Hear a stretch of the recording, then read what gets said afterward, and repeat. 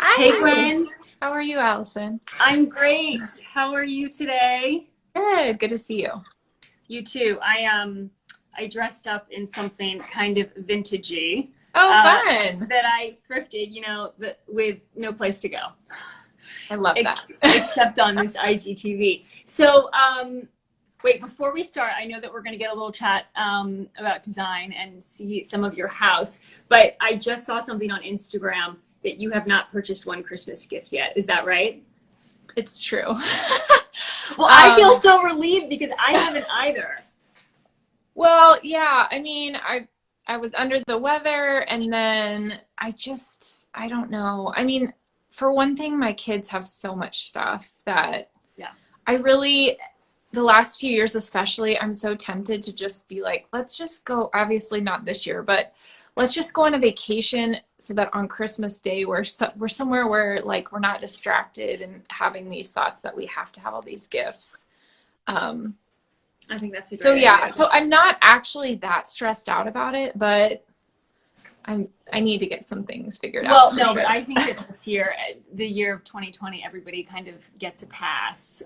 This has been so strange. But I see all of your beautiful decoration behind you. Have you been spending the last couple of weeks getting ready? Yeah, I have.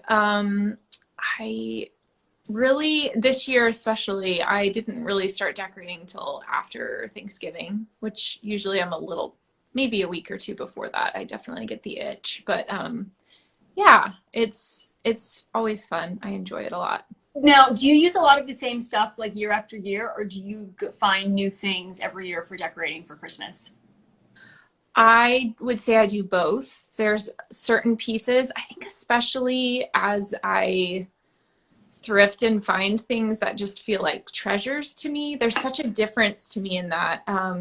Finding like I have these, they're over there, like silver bells that are I found at an antique store, and they're just like lovely, and they have this great patina. And so to me, they feel like they have a story and they Yeah. have character.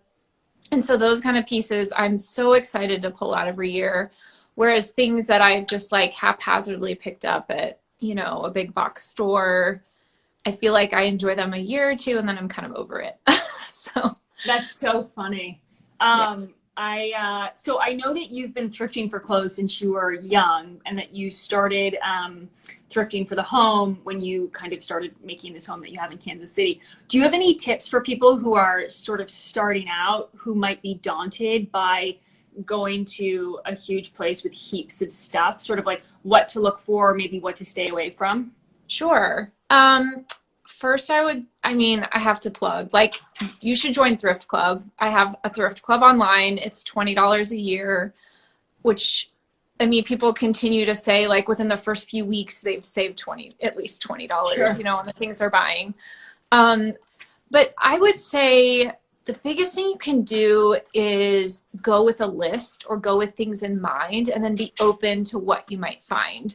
Especially if you're going to like a big antique mall or something like that, it can get very overwhelming. And if you're searching for something specific, it's almost like it's like a treasure hunt, and you're Right. looking for your, it just gives you something to focus on and not get overwhelmed. And then if you happen upon something that is just lovely and beautiful and unexpected, then that's just like a great little extra. You know what I mean? So go with So something in mind, but be open to what you might come across. that's a really good idea. Now, you've been decorating your home since 2015, is that right? Five. Yeah, we moved into this home in 2015, I believe. And do you always have a project going on, or do you think at some point you will feel like, okay, it's done? It's done. I mean, design is never done, right? Yeah. um, yeah, I think I'm very, every project I obsess and I spend a lot of time. And I think that's part of why I really don't tire of a lot of the things that I do. As long as I take the time and I don't rush myself, I really enjoy the decisions I've made for the long haul. But I think that there's always like something you want to zhuzh and refresh. And, you know, Sure. I'm sure once we still have quite a few spaces that I'd love to get my hands on at some point. But yeah, I think you're constantly tweaking and moving things here and there. I think a lot of people have done that during Yeah. this pandemic, just sort of like moved stuff around just so that a room feels different. And it does make a huge difference just moving furniture. Yeah. I mean, you don't need to spend a lot of money to make your space feel fresh. You Yeah. know, moving things around, pulling things from other spaces. So which room are you in right now? So this is our living room. When we bought the house, it's all paneled, but it was like 80s oak paneling. And actually we lived with it for a few years because I had this there's part of me that didn't want to paint it because I felt bad painting the paneling. But as the other rooms kind of developed, I knew it had to go this kind of, it's like a silvery white kind of, it's Sherwin-Williams pediment. And I love the color, and the windows, they face west. And so it gets this amazing sunlight, and it just needed it needed a fresh coat of paint. Does the room feel bigger? It does. It just feels lighter and brighter. And yeah, I just love this room. I spend a lot of time in here, especially in the afternoons. Was it the first paint color that you just happened upon, or did you have to try a few different? Oh, no. I obsess. And I have a blog post all about how I pick a paint color, but typically it's like I go and pull swatches, and then I lay all 30 or 40 of them out. And then I try to narrow it down to like my top 5. And then I'll go get samples of those and I paint them, onto something, and just I would like move them all over the space for. Well, that's a good idea because you need to see it in all different kinds of light. Yeah, you need to be able to see it in the darkest corners and like right where it gets intense light, and you need to see it at night, and you need to see it during the day. And yeah, I think that's super important because there's often undertones that you aren't going to see if you just have it in one spot, or if you only look at it during the day or so. So are you able to, I know that you were going to show us a little bit around your room, some of your favorite things. I'm trying. How do people usually do that? Okay. So I'm kind of wondering about that. There's actually just a flip the camera. So if you take it, if it's on a tripod, okay, I see that. Perfect. Okay. 1 second too. I had it on a tripod because I thought that would be.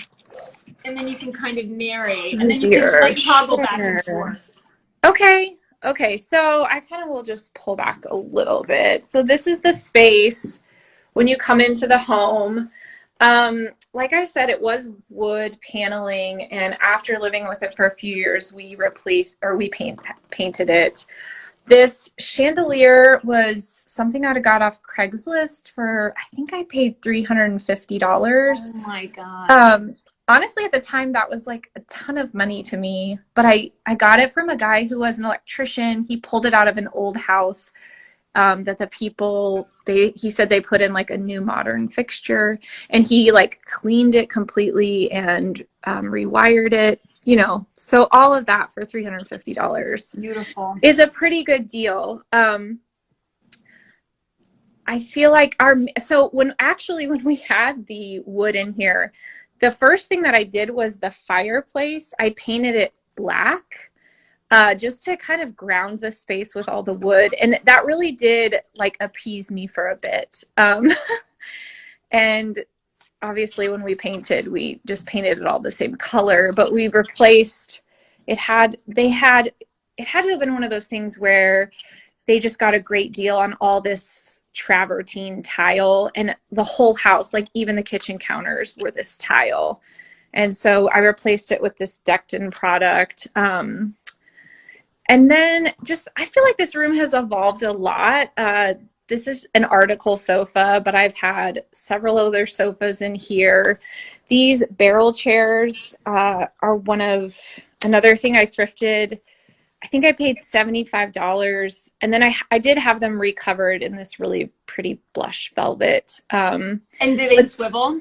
They swivel and they rock. And honestly, Fun. anybody who ever comes here, especially both my parents and my husband's parents, they're like, if you ever get rid of these chairs, you have to give them to us. Like, and I have a friend, same thing. She's like, they're just so amazingly comfortable. And they came in this like really bad 80s black and white, like not done well fabric. My husband thought I was insane. You don't reupholster but he loves yourself, them now though, too. do you? You have somebody do that? Or No. I don't know how to do that. I mean, I could do like a dining chair or something like that. Yeah. This little cabinet I got for, I think, $50 on Facebook Marketplace. And it just has really beautiful details with the grain and the Greek key. And I kind of just store a lot of, you know, extra styling things in there. I think everything you see right here is thrifted. These are some prints I got at a thrift store. The mirror I got off, I think at the time, Craigslist, and actually just got this. My dad has always made repaired and even built clocks. And it's funny, growing up, when we would go on trips, we would stop at antique stores because my dad would collect clocks and my mom would collect Delft. And so I found this little guy at a thrift store for $10 the other day, and it runs perfectly. It's a wind-up German clock. I can hear it. It's right. It's so sweet. It's and growing up, we had like probably 15 to 20 clocks going in our house at one time. So I'm very used to the sound, and I haven't lived with it for a really long time. So I really enjoy that. So what in this room is not thrifted, if anything? So the rug is Annie Selke. It's not thrifted. It's amazing. I love it. I have a ton of vintage rugs in the house, and I love mixing. I love the fact that I've got something that feels a little different. I do think that is a good thing. You know, because I do love older traditional things, but you need to bring in some more modern pieces to make it feel fresh and not too stuffy. So so this is not, like I said, the couch is article, but everything else is thrifted. I can't think of maybe like a styling piece here and there, but pretty much everything else is Do you have a most favorite piece in your home or in this room that you thrifted? Somebody asked me that the other day, and like, I hate to say that it's like your children, like you can't pick a favorite, but I think they all just have such great stories, you know, that I feel like it's hard, or I tie them to things like this lamp. It's a little crooked. I got this on a trip. I went to Topeka, Kansas, which is like a small town. In Thrift Club, I'll do these like thrift days where I go and drive a few hours away to a small town and just see what I can find. And I found that lamp in Topeka, and it reminds me of that day and how much fun it was. I think it was $25, you know, or like this buffet back here. I mean, part That's of it beautiful. really is that white marble on top? It is. I mean, it's probably like 50s, 60s Italian modern piece. But I got it at a consignment store for $180. And again, I think part of it is just the hunt. I mean, I spent weeks looking, and that's what I think it really makes it fun. I mean, when you finally find that perfect piece that you've been looking for, and sometimes it's not even what you envisioned. Sometimes it's better than that. And it's just fun to see it all come together. This is a spot. So our house was built in 1988. So it's, you know, there's some dated elements, and this pass-through window to our kitchen. Oh my gosh, I thought that was a mirror. Well, that's the point.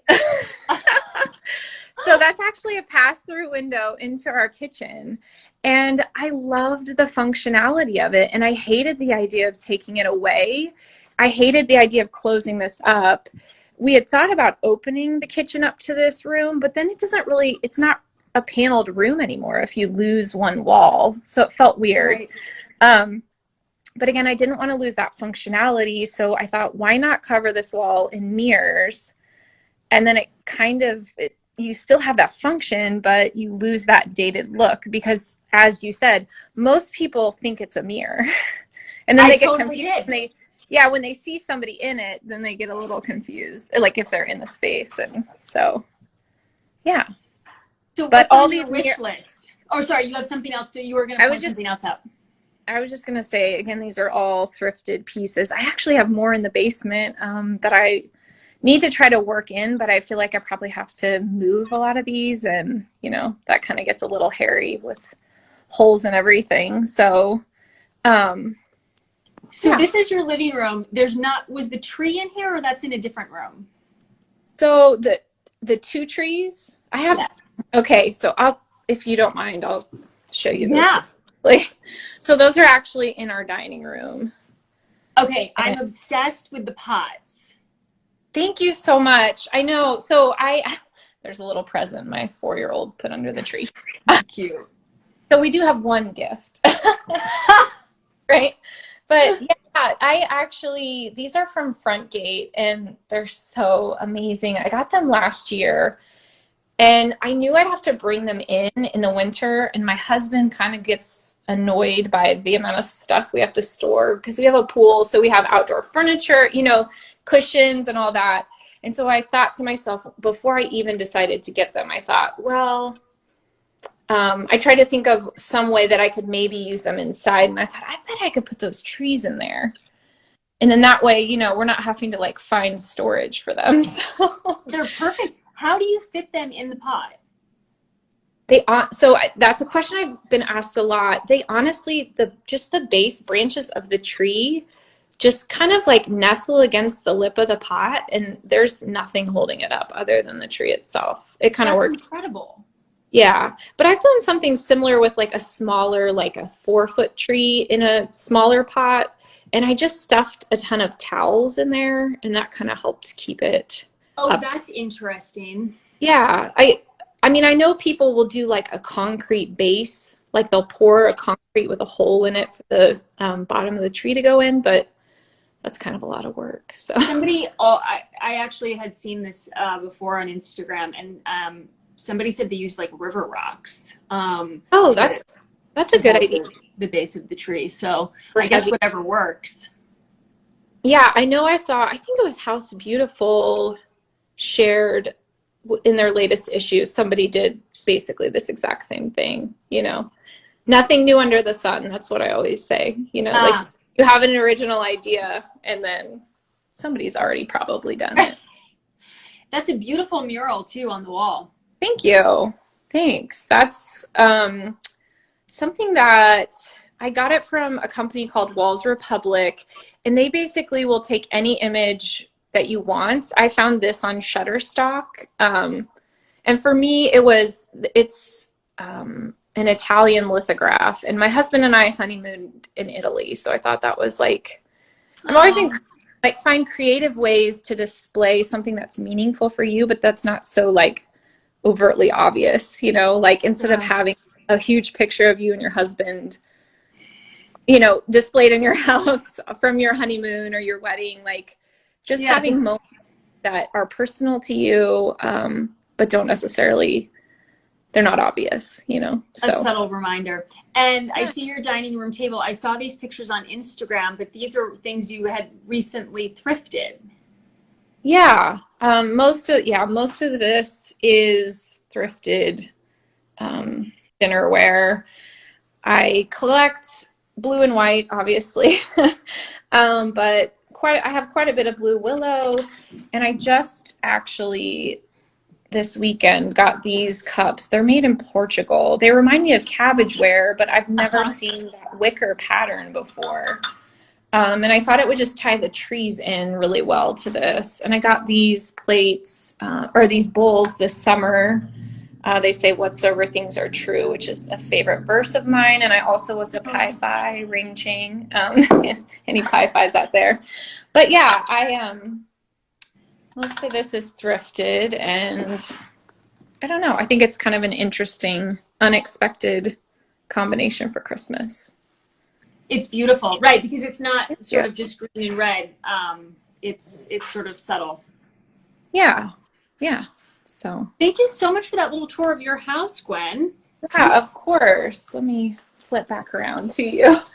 So when you when you thrift, I mean, do you sometimes, I mean, if you see something that you don't have a place for, will you just buy it and keep it in your basement in case you need it someday?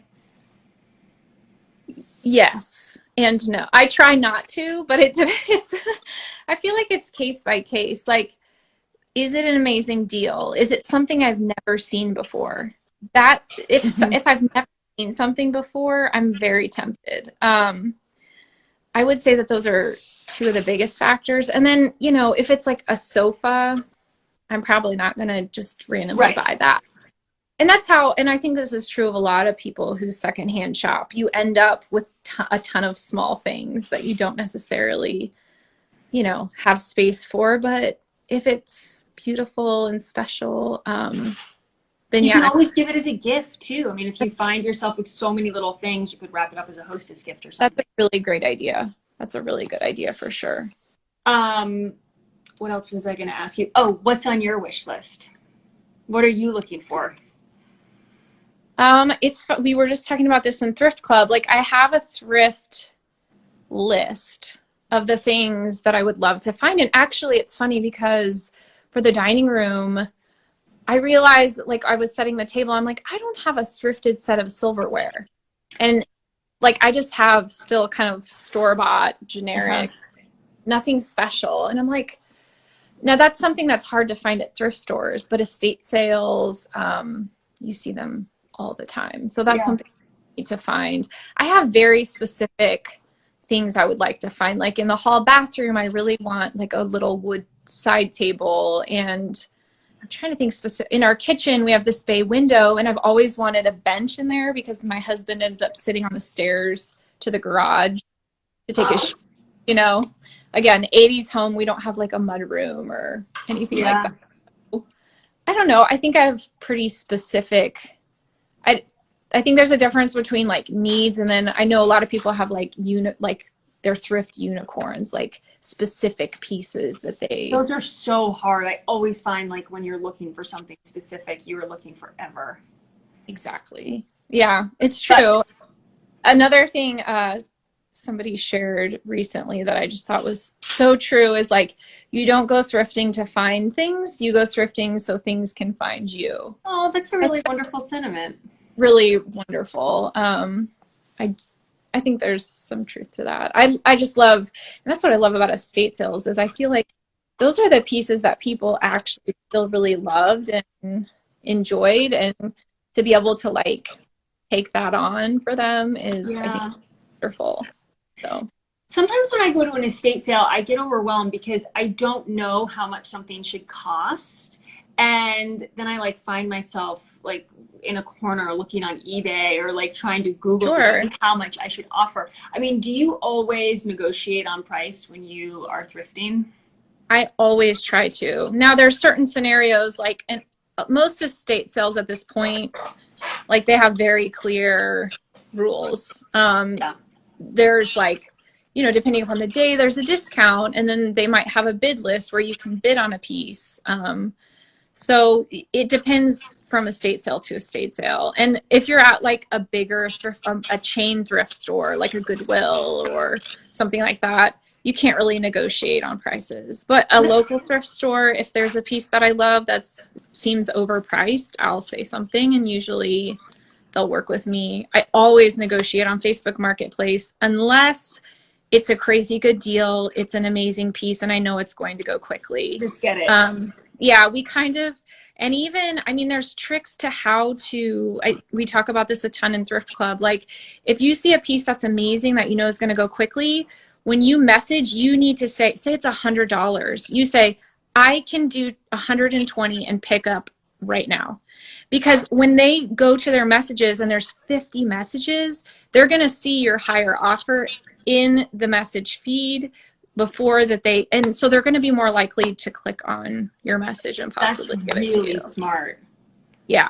I mean, it's kind of a dirty game on Facebook Marketplace these days, but it's just kind of how it is. I did, and honestly, why I would say I'm still really into it, but I don't know, it can be heartbreaking. right, when you lose something, because Yeah. something can get lost in translation online. I mean, I live in New York City. I've never really had luck on Facebook Marketplace, but I know other people who have had incredible, like the most gorgeous items in their house are from Facebook Marketplace, and it's unbelievable. Right. Yeah. Yeah. I mean, I would think it would be hard. I don't, like moving anything in New York sounds hard to me, but. Well, and I live in a 6th floor walk up, so anything is hard. Gosh. Yeah. So you're not just like, I'll be there in 30 minutes to get that couch. Like, that's not going to happen for you. Well, between the stairs and the lack of space, it's just like nothing comes in here unless something goes out. And actually, an arm broke off of an antique chair that I have the other day, and I messaged somebody. I said, listen, can you come to my apartment to fix this? Because I am not bringing this chair downstairs. So can you please come here with your toolbox? So that's how it works. I could see that. Yeah. Last question before I let you go. You've been so generous with your time. Where do you turn, or who do you follow, or what magazines do you read, or whatever blogs for inspiration? That's a good one. Honestly, I feel and this is the truth. Like, I can be inspired anywhere. I can be inspired in a Walmart parking lot. Like, I don't, and that sounds, but it's true. Like, I'm just always looking, and I think that's just, I'm always looking for the beauty wherever that might be. I can't help but like search it out or to see it. Honestly, this year for me, a lot of it has been just being outside, especially this spring when we were really like hunkered down.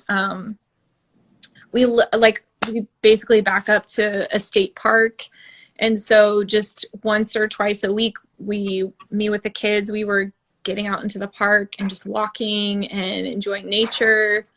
And I think that just like getting back to the simplicity of beauty and like creation and how amazing it is, that is something that has really been inspiring for me this year.